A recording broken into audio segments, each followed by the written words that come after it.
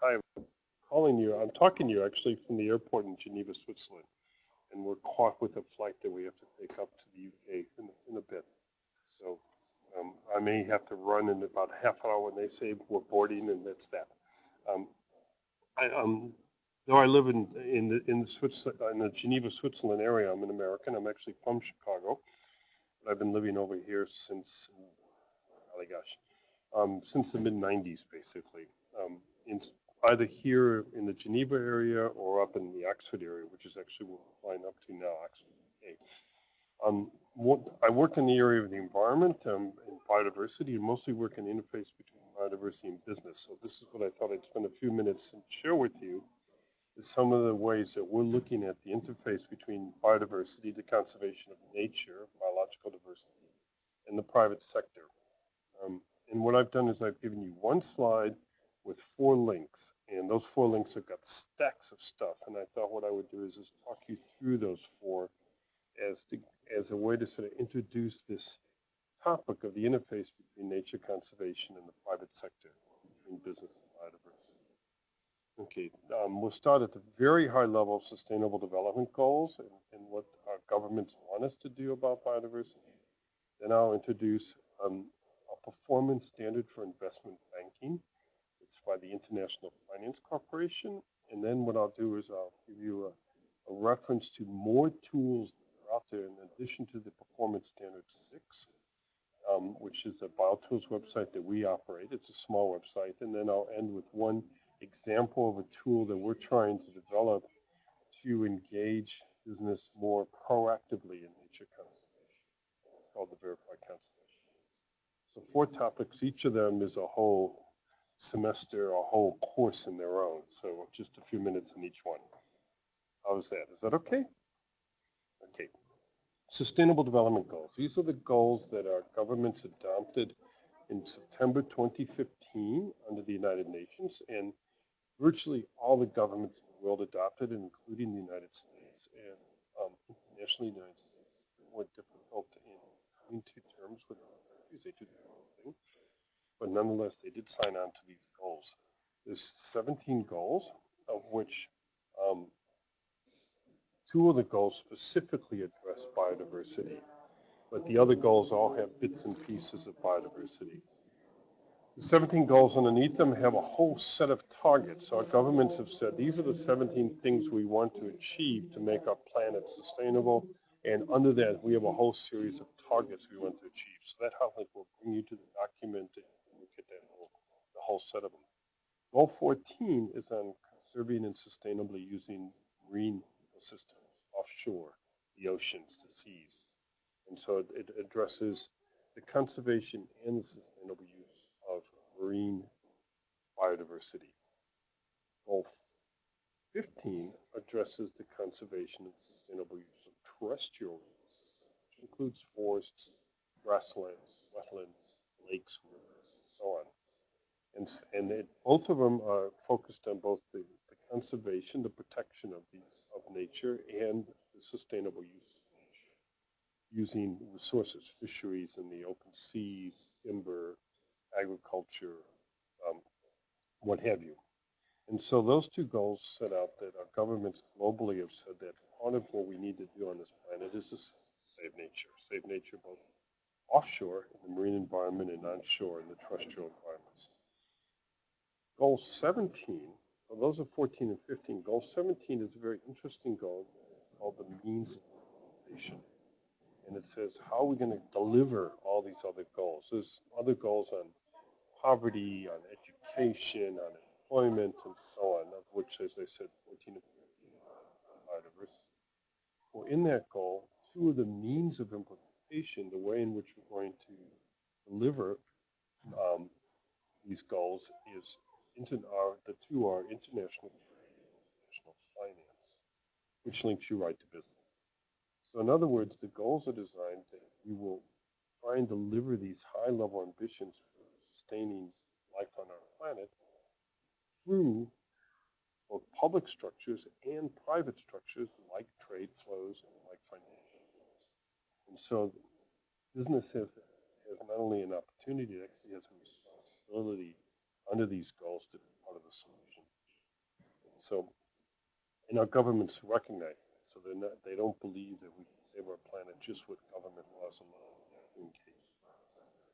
So take a look at their website. The document is actually called the Agenda 2030 for Sustainable Development. And the language is quite interesting. You can call up a PDF and Google business, private sector, ecosystem, biodiversity, and see the bits in that document. What if you will, is the high-level policy framework for nature conservation on our planet.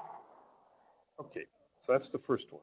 Now, how does that link into actually trying to encourage or expect that the private sector does pay attention to nature conservation, biodiversity? One way is to put that requirement into loans, into investments banks, by banks to companies. So if a company wants to go to borrow money, the bank will say, well, we'll lend you money. We want to make sure that you meet certain performance standards. So we want to lend you money because it's a good business investment, but we also want to lend you money in a way that is good for social outcomes, environmental outcomes. Now, the main standard for that is called the Environmental and Social Performance Standards, IFC. The hot link I give you there to the IFC will take you to the whole list of standards. First, a bit about the IFC, then the standards, then biodiversity. The IFC that stands for the International Finance Corporation. Private sector arm, private sector branch, the World Bank, which is headquartered in Washington. The World Bank is a huge international bank whose main objective is to lend money to developing countries to help them get the finances they need for development. The World Bank itself only lends money to governments, but a branch of the World Bank called the IFC, the International Finance Corporation, lends money to developing countries, businesses in developing countries, lends money to the private sector, to telecommunications, to agriculture, to tourism, what have you. So they do private sector business investments in developing countries. Now they want those investments to have social and environmental outcomes. They want to, well, at least they want to make sure that the investments don't make people worse off and doesn't make the environment worse off. So the IFC is designed to set up 8 performance standards that they require of anybody who's going to borrow money from them. We're going into performance standards. This is important. Is not only does the IFC use these standards for lending to companies, but these standards have been adopted by commercial banks like Citibank in New York or HSBC in Credit Suisse. And they've also been adopted by our governments in their what are called export credit agencies, financing arms for the private sector of our governments. In the U.S., it's called the Export-Import Bank. It's also so these standards are not just the standards of the IFC, they're the standards of the banking community. The IFC is the owner of them, but other people have adopted, other financial institutions have adopted. But there's 8 standards, and they deal with social issues, environmental issues, cultural issues, indigenous peoples, and so on. 6, Performance Standard 6, sorry if you can't hear me there, boarding there. Performance Standard 6 is specifically on biodiversity conservation and the sustainable use of natural resources. So Performance Standard 6 says to companies, if you want to borrow money, you want to make sure that you're protecting critical habitats, you're dealing with species, you're sensitive to national parks, and so on and so forth, that your production practices are sustainable. If you're doing timber or agricultural fisheries, that you're actually sustaining the resources, not wiping them out, and so on. So the IFC standards actually influence many billions of dollars of investment money to the private sector to be more responsible for nature. They're actually used to drive financing investment into companies in a way that the company will at least not make things worse off, and in many cases actually make the environment better off by their presence. And we're talking about mining companies, oil and gas companies, agricultural companies, as I said earlier, telecommunications, tourism, and so on. Very, very interesting. Click on them. You'll see the standards are available in a number of languages. In Spanish, they're available in Spanish, for example. And you'll see the whole set of standards. Um, Standard 6 is only about 8 pages long. So you can call up the PDF and look at it. Um, it's very hard to read, very tightly written, but it's directly to business needing to be responsible for nature in order to borrow money. Okay, so that's a big tool. That's one of the major. Now, that tool also shows up on our little website, which we call BioTools, which is the third bullet point there. Our little website provides a number of other tools, both tools for biodiversity management generally and tools for specific sectors. For example, how would you be biodiversity responsible as a timber company, or as a golf course, or as a tourism company? And so we have a little website that gives, if you will, a toolkit for private sector. What's useful to what the website, and you may want to do, is it has a few pages that you can read through quickly. At the page 1 says, what is biodiversity? What is this topic all about?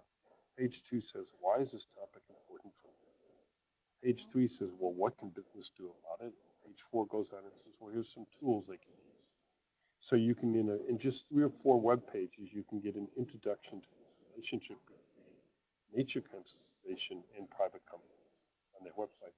Plus see a number of other tools in addition to performance statistics that there's a lot of them, but this is just a sample. So I thought if I gave you a hot link to that, you could click on that, and in looking at their website for 5 or 10 minutes, you would get an introduction to the type of guidance, the type of tools that are out there to help business be more responsible. Okay, now going from the big high-level goals to the main standard for the financial sector that influences investment to a suite of tools. One particular tool that we've been developing approach is called verified conservation. And what we're trying to do with this, that's the last one, and the website is conserveareas.org. What we're trying to do with this approach is to recognize conservation in the areas where we live and work. Not just conservation in the national parks, not just in Yellowstone or Yosemite or the sequoias or what have you, but conservation in housing estates, farmland, in industrial states, factories. In the Chicago area where I come from, conservation on the south side where the factories are, conservation in Gary, Indiana, and so on.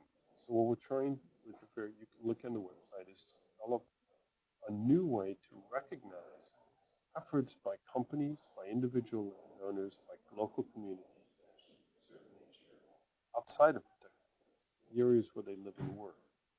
Well, the verified conservation areas is very much just starting, but we've had some interesting pilots in starting, and one of the ones you'll see on the pipeline page is called Balhaf, B-A-L-H-A-F, and that was an attempt, well, it was set up to protect the coral reefs of an industrial harbor and a gas factory in Yemen.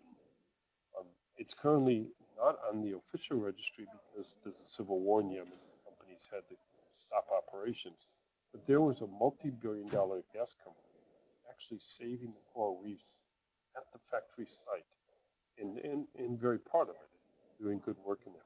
Hopefully when the company gets going again, so you can look at that one as well, for the private sector. The concept also was influenced in part from Chicago.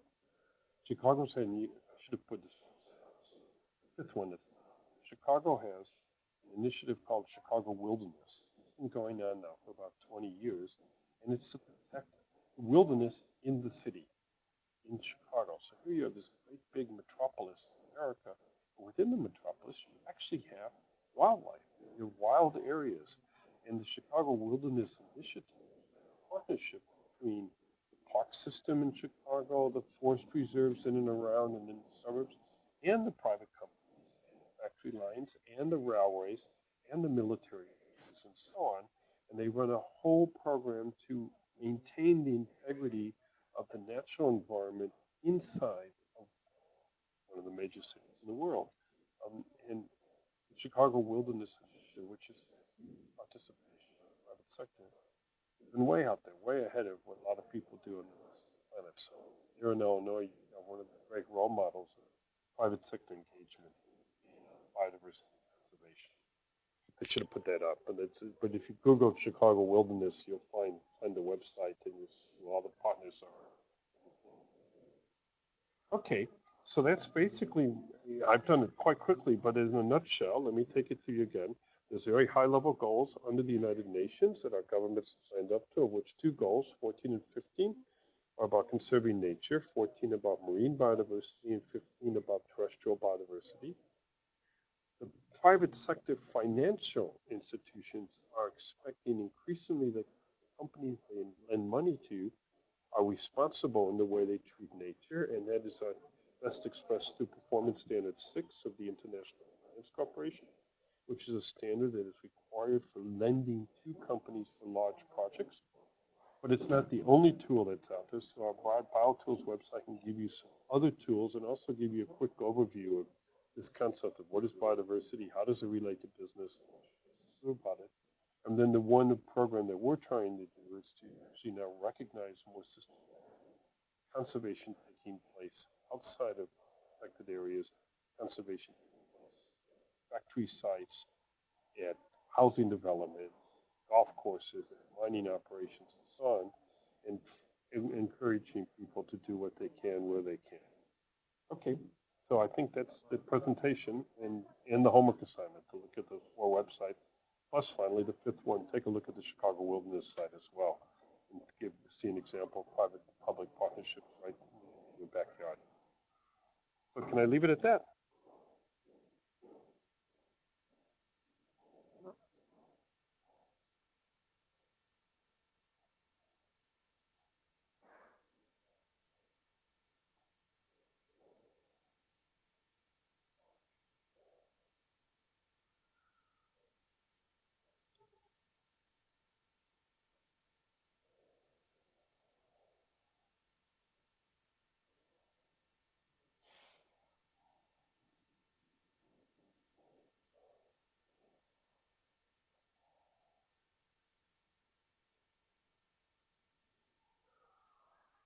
Okay, go well, everyone. We'll see you. Bye.